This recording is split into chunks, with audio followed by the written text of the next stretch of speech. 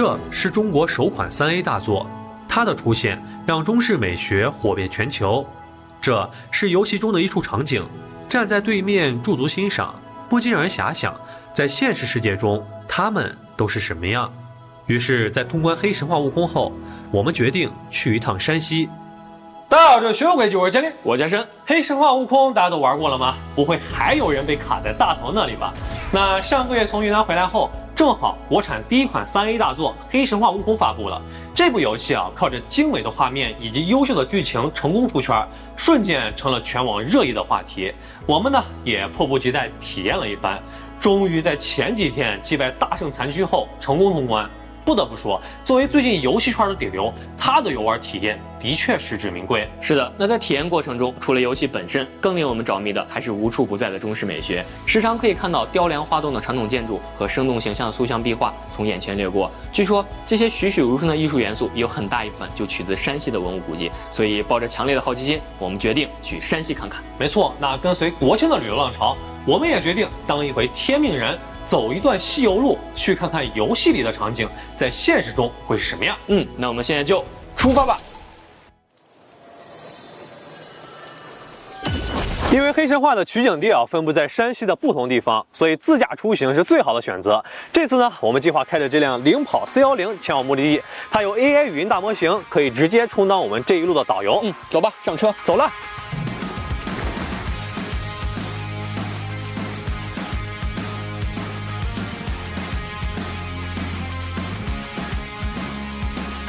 你好，小玲，请说。导航到山西省晋城市。为您找到一条路线，如需导航，请说开始导航。开始导航。前往晋城市，全程456公里，大约需要5小时58分，预计晚上8点28分到达，共有13个服务区。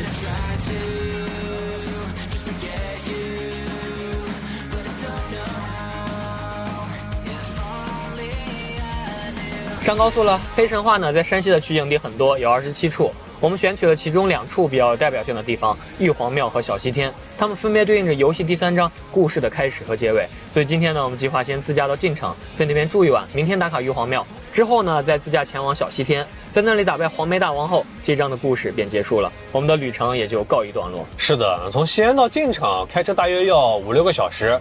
那开过长途的朋友都知道，连续开车时间久了，腰背和肩颈都不舒服。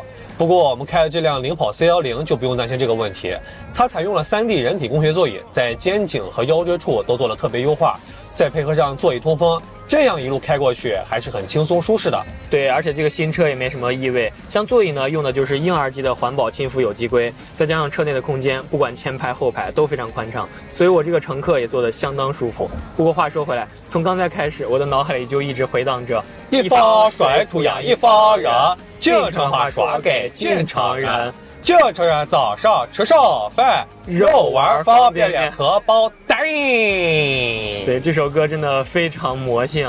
那这也让我更加好奇，这种晋城人的特色早餐到底是啥味儿？明天一定要试一试。走了，继续出发。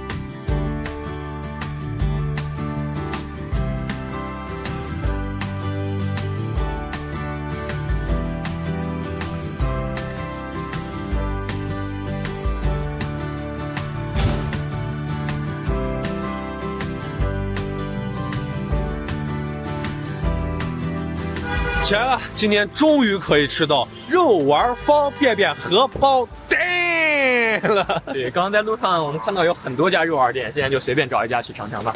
走吧。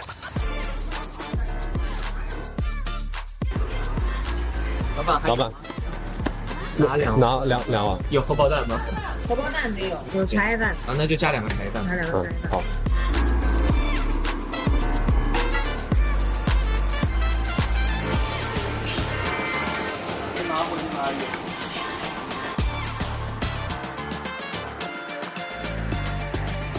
大爷好，我们的方便面也上来了。肉丸方便面啊，我刚才数了一下，这个大碗都是12个，大碗是12个丸子是吧？那小碗呢8个。啊，肉丸方便面其实可以看比较简单，它应该就是骨头汤，然后肉丸还有方便面，哎，还有一点这个蒜苗，这是韭菜吧？啊，韭菜哦，韭菜。很像小时候我自己煮方便面，然后用家里的骨汤或者肉汤煮出来的味道，其实很像。丸子的话，应该是有一些牛肉，主要是淀粉比较有嚼劲，跟我们之前在临汾吃的牛肉丸子面里面的丸子很像。哎，这个一般是多少钱？大碗8块，小碗6块。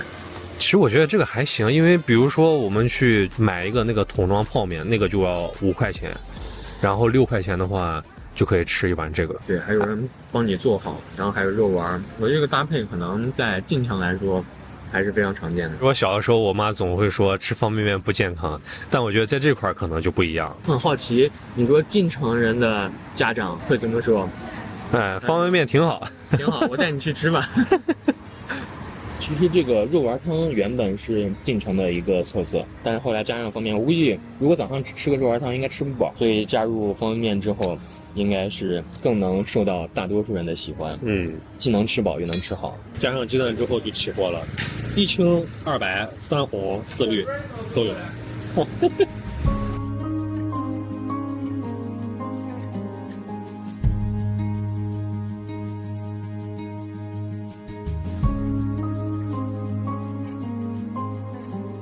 吃完饭了，那刚在吃饭的时候，我就非常好奇，山西作为一个面食大省，为什么会有方便面的一席之地？后来我们就查了一下，发现这和当地的自然环境有很大关系。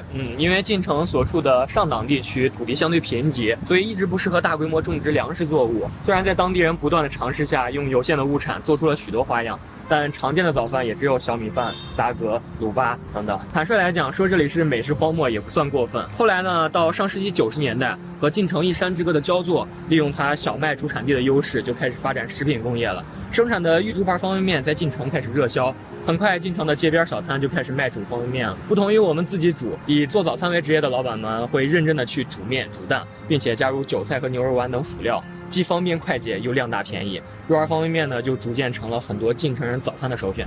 到现在，甚至有一个说法，就是一个晋城养活了整个河南的方便面厂。我觉得应该没有夸张。是的，那总的来说，晋城的早餐还是比较乏善可陈的，但在历史文化上恰恰相反，是非常厚重的。因为在这片土地上保存着大量从宋元到明清时期的历史遗迹，全国文保单位有72处，在地级市中排行第4，密度非常之高。那我们现在要去的呢，就是其中之一的璀璨明珠——泽州府城玉皇庙。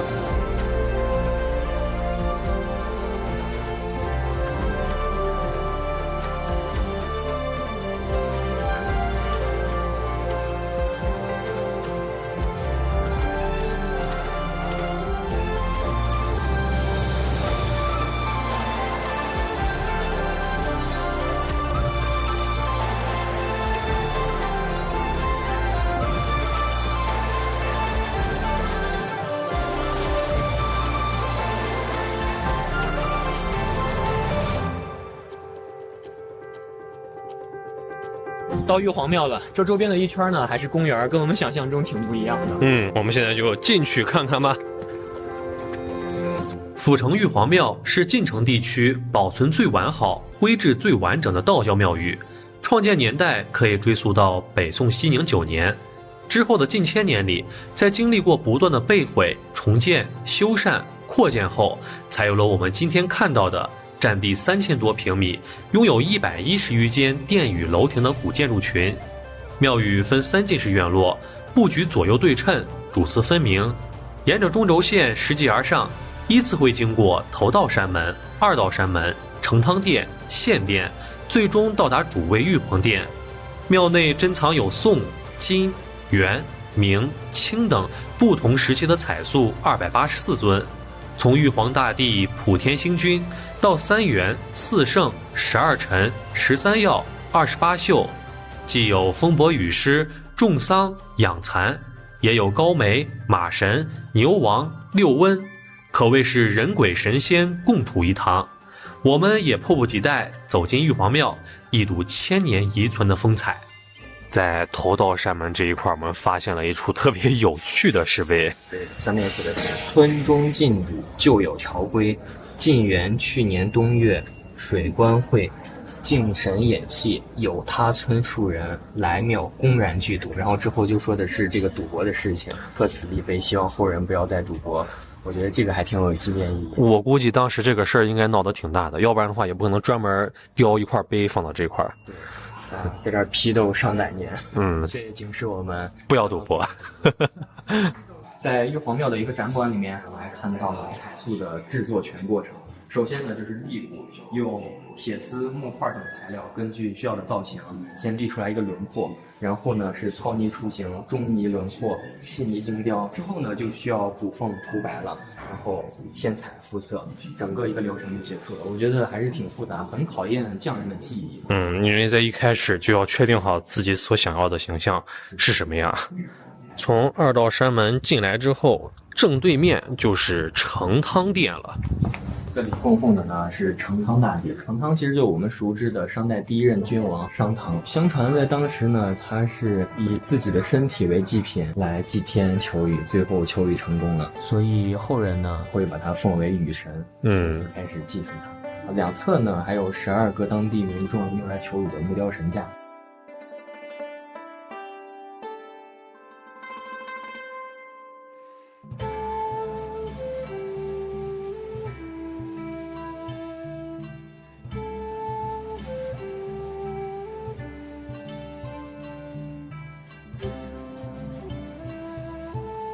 参观过成汤殿后，继续往里走，就可以看到一座面阔3间、进深6船的单檐悬山顶建筑，这就是玉皇殿了。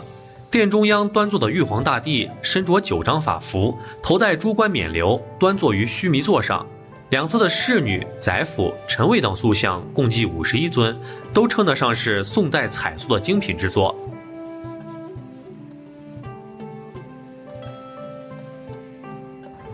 在参观过主殿玉皇殿后，我们就要去期待已久的28宿殿看看了。那里也对应着黑神话悟空游戏第3章的开篇。28星宿最早是人们对于黄道附近星空的一种划分方法。古人发现，以恒星作为背景板，每天同一时刻，月亮所处的星区位置都有不同，以28天为一个周期，循环往复，就好像月亮是在不停地更换住宿地点，而这些旅店呢，就是28星宿。每一宿所在的星区用线连接起来，可以构成不同的图形，形状像什么就用什么命名。比如景宿基本和汉字对应，斗宿形似斗勺等等。西方的12星座也是同样的逻辑。最早28星宿都是单字命名，且每7个为一组，分别是东方青龙、南方朱雀、西方白虎、北方玄武。直到唐代，天文学家袁天罡将28种动物和7曜加入，组成了3个字的称谓，方便人们记忆，大大推动了星宿信仰的传播。再后来，道教将28星宿解释成了玉皇大帝的侍从，并各自掌管不同职能。由于没有星官形象的标准底样，当时参与创作28宿殿的匠人，凭借天马行空的想象力和满腔热忱的创造力，依然将每一尊塑像都刻画得栩栩如生，仿佛有血有肉一般，可见技艺之高超。就比如1代翻飞似乎正要施展无边法力的为火虎，抱膝静坐如同时间已经静止的深水源，温婉淡雅静若处子的颜值担当虚日鼠，天真豁达仙气飘飘的老顽童女土服。如果你仔细观察，还可以发现雕塑之间也存在种种微妙传神的互动，就像枕水隐在小心翼翼地观察小蚯蚓，而一旁被异火蛇举起的蛇似乎想要吃掉它。同样的，这一幕也在防日兔和为火虎之间上演。望向窗外的张月露好像在思索着什么，他的小鹿却迫切想得到回应。最隐晦的一组是噬火猪，顺着神像的目光望向房梁，才会发现一只腾云驾雾的猪。这些雕塑有的沉静典雅，有的怒目圆睁，整堂彩塑造型生动，性格鲜明，体态自然，服饰华丽，动静相宜，形神皆妙，称得上是宋元彩塑的巅峰之作。如果你有机会来到阜成玉皇庙，相信一定能感受到这些九州孤本、海内绝品的风采。我们已经出来了，因为正值国庆，人很多，所以很难静得下心仔细去欣赏。不过我们倒是拍了很多视频和照片。这一遭走下来，我的感受就是庙内供奉的神奇真的好多。对，估计是因为晋城地处在河南和山西的交通要道上，所以自古商业就比较繁盛，商人们出资修葺扩建了很多寺庙道观，也包括这个玉皇庙。这一点呢，在庙内的碑刻上就有体现。所以大家有什么需求就会供什么神，非常实用主义。所以说出来玩，除了观赏精美的彩塑和壁画外，去了解文物背后的故事也是挺有趣的。是的。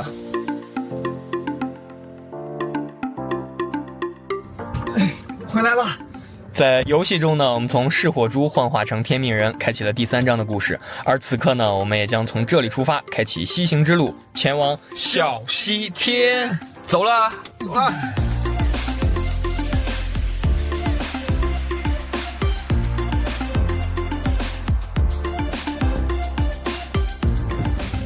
刚才一路过来，我们经常能闻到街道上浓浓的醋味儿。那提到山西呢，相信很多朋友首先想到的就是老陈醋。其实产醋挺常见的，各地都有。不过我比较好奇的是，山西人为什么这么爱吃醋？估计是和地理气候或者历史传统之类的有关吧，但具体我也不清楚，得找个外援问一下。你好，小玲。我在。山西人为什么爱吃醋？山西人爱吃醋是因为当地水质硬，醋可以软化水质。而且醋能帮助消化，适合吃面食时搭配。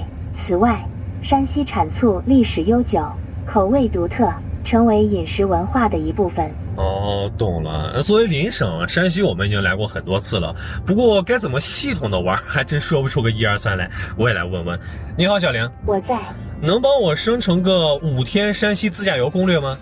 规划行程建议：1、第1天抵达太原，游览晋祠、天龙山石窟；2、第2天前往平遥古城，参观古墙、县衙等；3、第3天去乔家大院，下午到王家大院；4、第4天云冈石窟探索，下午大同市内逛逛；5、第5天返回太原，途中参观应县木塔，记得预订门票。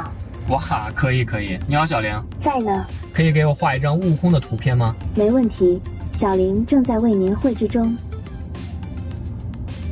哦，这也行，太牛了！那你能给我们介绍一下隰县小西天景区吗？隰县小西天景区位于山西隰县城西凤凰山巅，始建于明崇祯2年，是全国重点文物保护单位。寺内有千尊佛像，近期因黑神话、悟空取景而闻名。景区现已实行网上预约购票参观。了解了，相信明天实地去看会更加震撼。我觉得你不应该叫他小林，应该叫他领导游。领导游，领导游和领导游和领导游。那我们就继续走着，走了。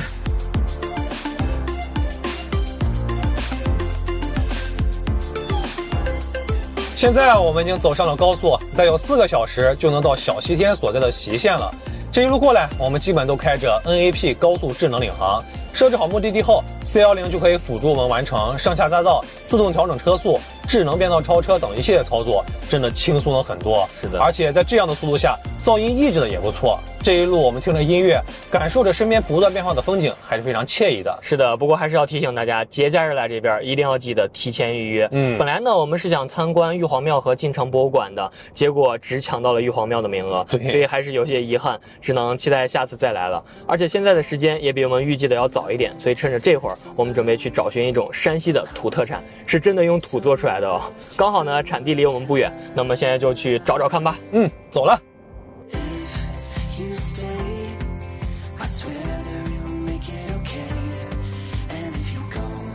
Just know that I've tried.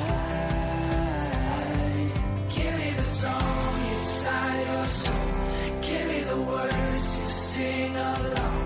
Show me the love that we used to know. Show me the love. Ooh, we got a long, long way to go. Ooh, if we never try.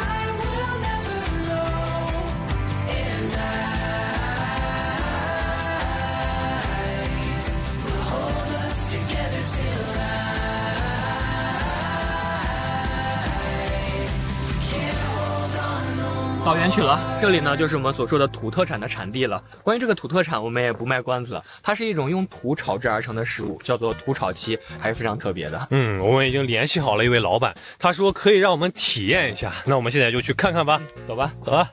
你好，哎，叔。好，我们是刚跟您联系的。哦，知道了啊。嗯，咱可以直接开始做这个吗？哦，可以啊。那第一步应该干啥？第一步咱们应该去那个原地取土。取土。那走吧。行，明白。走吧。好了，走嘞。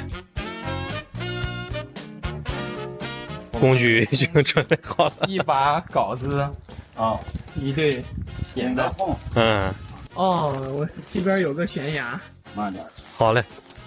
这块取啊，这块就可以。对，这块就可以。这个取土有什么讲究吗？就是说，这个土必须要用白土，盛出来以后是绵的，这才就细一点的那种，细一点的。上层咱不要，就要中层这一节。下层也不要，下层也不要，因为草芽啥比较多。对。能看出来这片的土是白色的。对，这是白色的崖边白土。这个真的是一方水土养一方人。这个还挺硬的啊。对，白土一般比较硬一点。其实你从这儿已经能看出来，我刚才砍掉的这一部分就这个挺细的，很细密，看出来。对，就是它的密度很高。这个对，它必须用细土。你来，我给你挽一下。好嘞。哇！好，这应该够了吧？够了，这一够咱们用。哇，这挺重的。没事。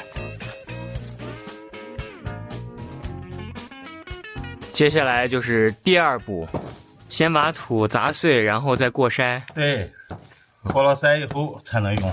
哦。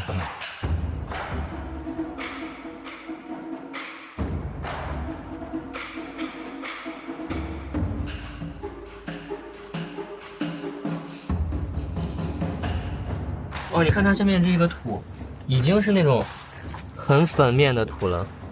这会儿几乎没有什么风，就一点点风，你看它就飘走了，就已经确实这个土特别稀罕，对，粘到手上跟粉底一样。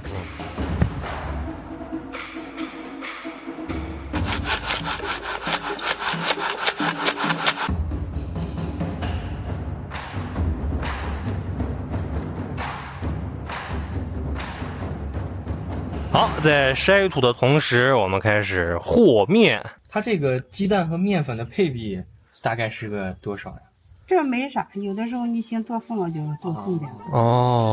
这个就看自己。没啥讲究。而且每个口味用的东西也不一样。有可能你喜欢吃甜的，还可以放糖。对。吃咸的就放盐跟这些调料。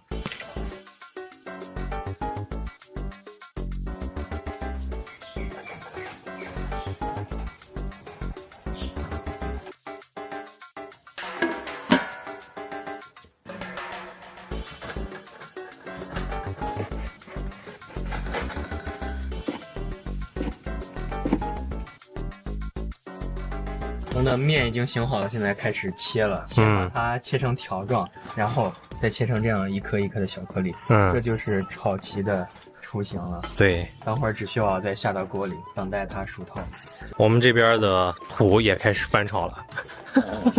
提前加热。提前加热。这咋还？它咋还冒气儿的感觉？现在会开始了。那冒的时候也会更厉害。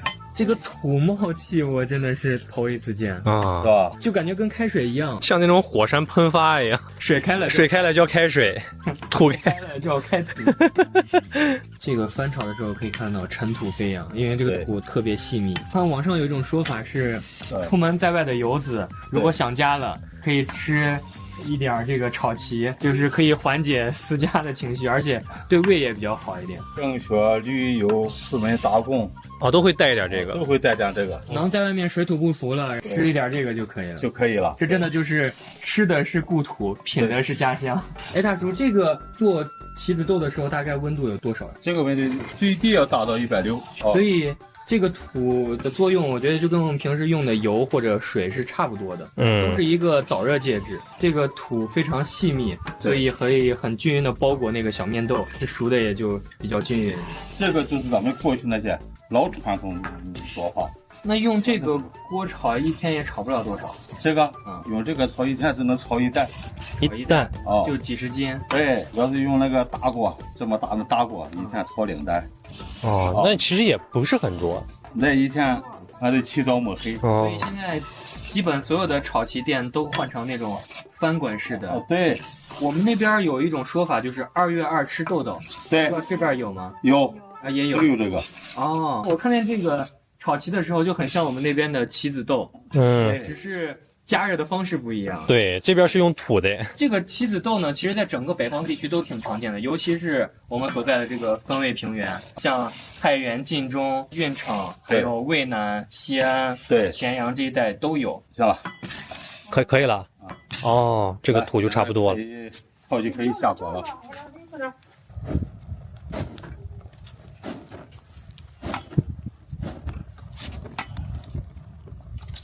好，可以了，下进去了。现在就可以开始翻炒了。对，不用啊，要先等一会儿。啊，啊，先让先要它高温焖定型一下。这样行。嗯，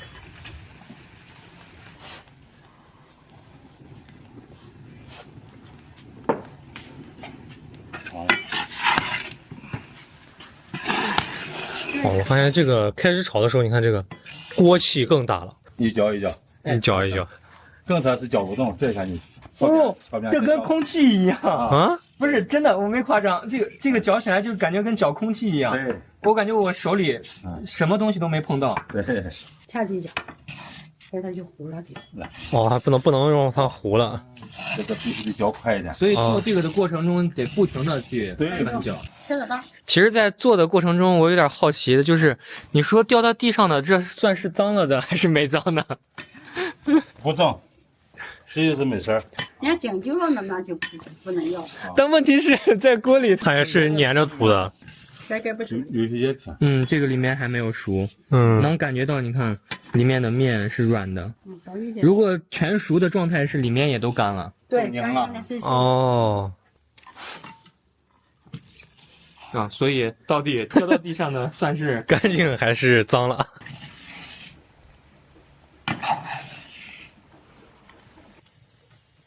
好吧，可以了啊可，以了，好，准备出锅。好嘞，我们现在进行到最后一步，出锅了。出锅啦！好了，哦，放在这个大滤网里面筛一下，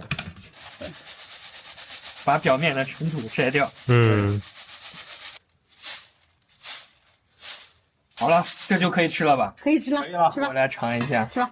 我看，其实表面几乎没什么灰尘了，已经。对，嗯大有点发红。我觉得它这个作用就有点像我们平时吃饭或者茶余饭后喝个茶之类的，小点心，对，跟馓子的作用很像。现在刚出锅已经很脆了，我估计再晾一下就更脆了。更脆。我感觉这个好像是已经爆开了，对，就是爆的，好的就是爆的，嗯不，好的不爆。爆开了。就你细细的去品，可以吃出来里面那个小麦的香味儿，还有它花椒叶，还有盐，其他香料的感觉。哇，好脆啊！看里边，拧了以后就脆了。里边现在是这样子的，感觉好像把水分已经炒干了，所以这个能保存很久。那就跟新疆的馕差不多，比馕还干。OK，装袋儿。我们自己亲手参与制作的炒旗，这个意义不同寻常。主要它好吃，确实好吃。对，应该有个2-3斤。我觉得这个就茶余饭后当个小点心，慢慢品还是挺不错的。对，行，谢谢阿姨。师傅，那我们走了。好，谢谢。好，谢谢好，拜拜。哎，走了。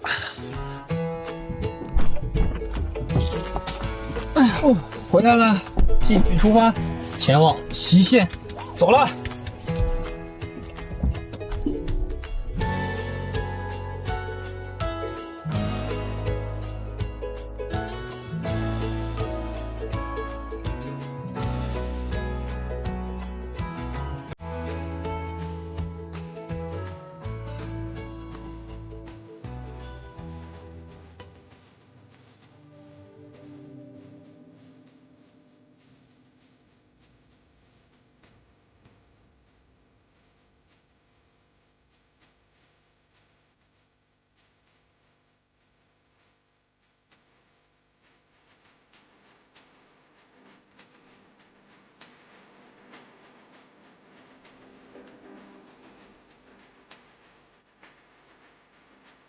到小西天了，哇，这边真的是人山人海。对，可以看停车场已经爆满了，包括我们刚过来看那个临时停车场也已经停满了，可见天命人真的非常多，相信一定能击败黄眉大王。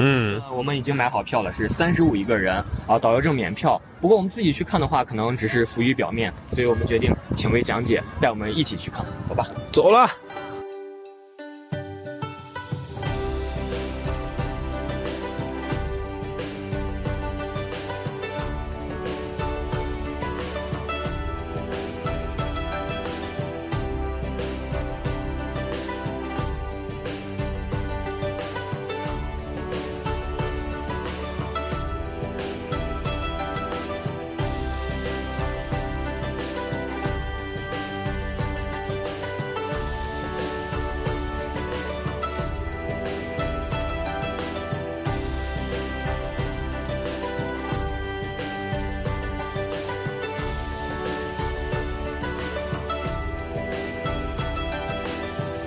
第一道山门，山门额题小西天。那它之前呢叫千佛庵，千佛就是说我们大雄宝殿内呢有1000尊佛像来得名。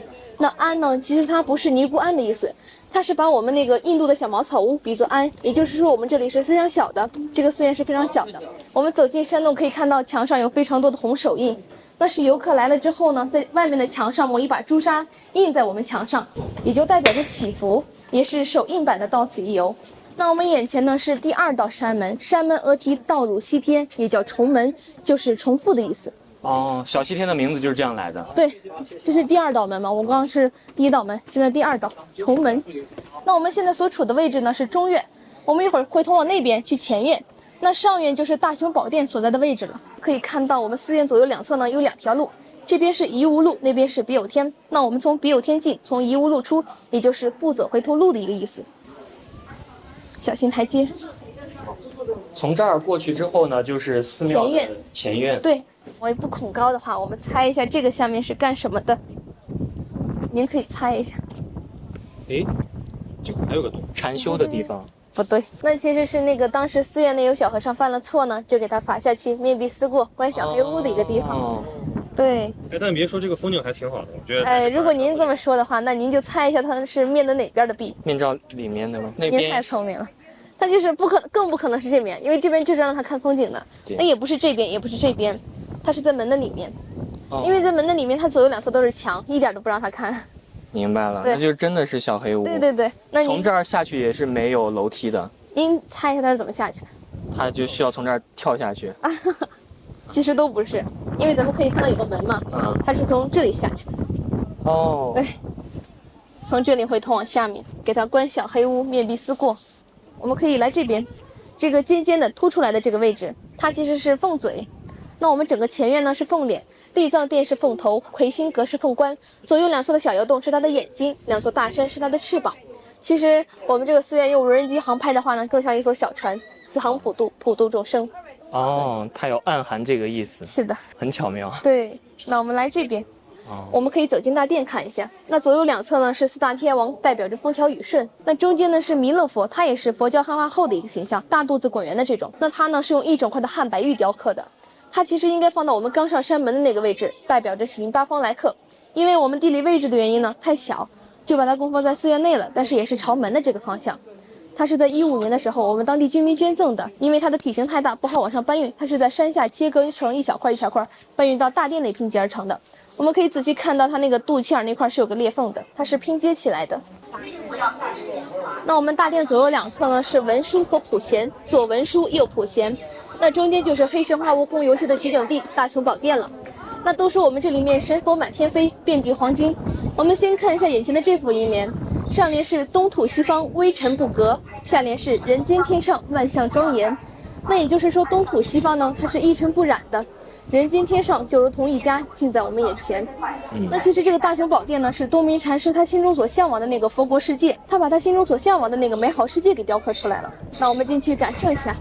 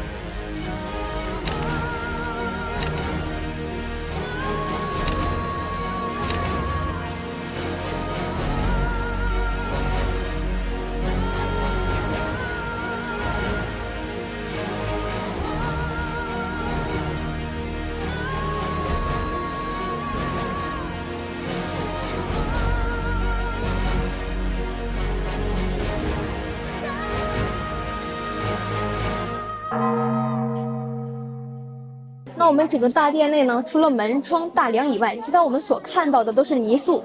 采用了我们本地特有的红胶泥，它是非常有粘性的。但是当时呢，为了让它更有粘性，我们还会在里面加一些纤维、稻草、麻纸之类的东西。因为我们这里是主唱玄速绝唱嘛，我就给大家从上到下这样讲解一下。那我们抬头可以看到房梁上有个白色的柱子，那它上面会写着一些工匠人的名字，还有为我们寺院捐钱捐物一些人的名字。再往下可以看到白白的仙鹤，它的斜下方是一个人面飞天的一个形象，人头凤凰的翅膀，那它也就是那个游戏中土地爷的形象。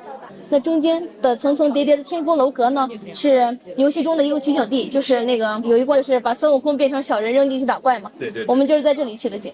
那它也是游戏中取景最多的一个地方，天宫楼阁。那我们再往下呢，可以看到一排的12乐伎，他们拿着各自的乐器在演奏。那我们再看一下我们眼前的这5尊佛像，那最中间这个就是佛教的创始人释迦牟尼佛，那他左右两侧的胁侍呢是文殊和普贤，中间这个小小的是他的太子像，叫乔达摩悉达多。那他的左手边呢是莲花藏的教主毗卢遮那佛，那最左侧靠墙的那个位置是未来佛弥勒佛，那他就跟咱们在下面看到的那个大肚子滚圆的就不一样了，他是佛教汉化前的一个样子。世界的阿弥陀佛，它左右两侧呢是观音和大势至，那最右侧靠墙的是东方净琉璃世界的药师佛。其实它这5组佛，我觉得组合还是比较少见的。未来佛、现代佛还有过去佛，所以就是信徒来这里想去哪个世界就拜哪尊佛。那它这就是美好的世界。那中间的这个方形柱有什么说法吗？方形塔柱就是给它一个向上的支撑力，然后还会给它缠一些铁丝和铁钉，给它一个向上的拉力，那就能保证我们这个大殿能长时间保存的这么完好无损，能承重得住这么多的泥塑吗？对，而且像分隔也很巧妙。对，相当于就是中间是现在佛是一个中枢，然后传送到你想去的各个净土世界。对。那我们整个大殿内所看到的这些金碧辉煌的，都是实打实的黄金，只用了7公斤，也就是14斤的黄金。当时的工匠呢，把它打磨成薄薄的金箔，只有 A4 纸的1/12的一个厚度，粘贴到我们的佛像上面去。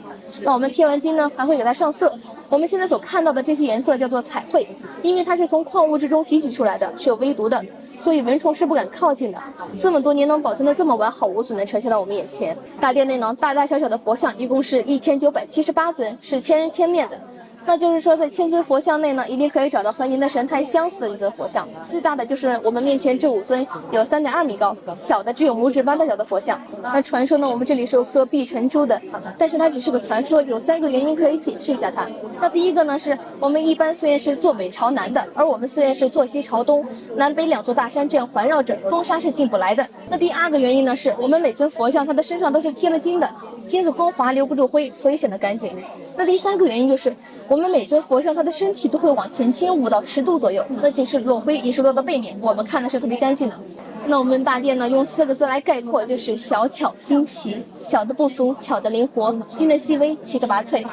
我们整个小西天呢是修建了30年，光这个大雄宝殿就修建了20年。那有句话说，在小西天之前无满堂玄素，在小西天之后呢，再无玄素满堂。对，那说的就是我们眼前的这番玄素绝唱。那我们这里是因为那个3A 游戏火的嘛？那其实火的不仅仅是游戏，更应该是我们游戏背后的文化的自信，还有我们对中华文化的一种认可。就像我们刚进门那个位置，我让大家看到的那首诗，它最后一句写道：“秉礼赞颂非官佛，能工巧匠当不朽。”那也就是说，不朽的更应该是我们的工匠精神。那小西天呢，一定是你此生最少应该来1次的地方。中国离都大美西线小西天，欢迎各位的到来。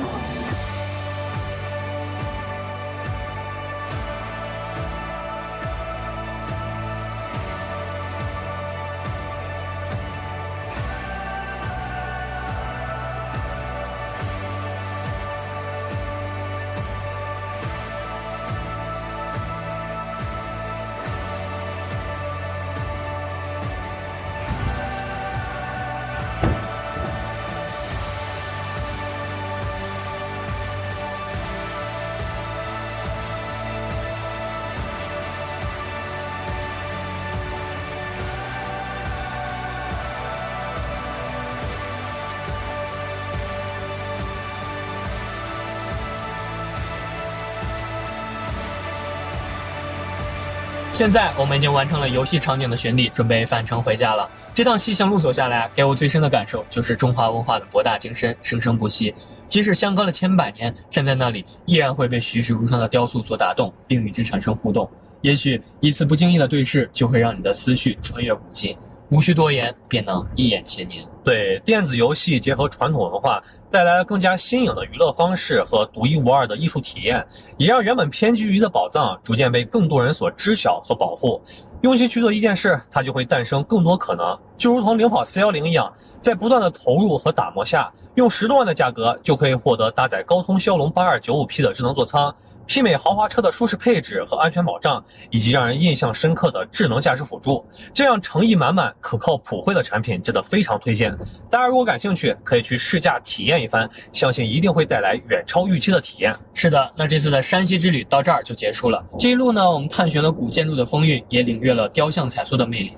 不同的风格、类型和那些天马行空的想象，都能在这片土地上生长，迸发出无穷的力量。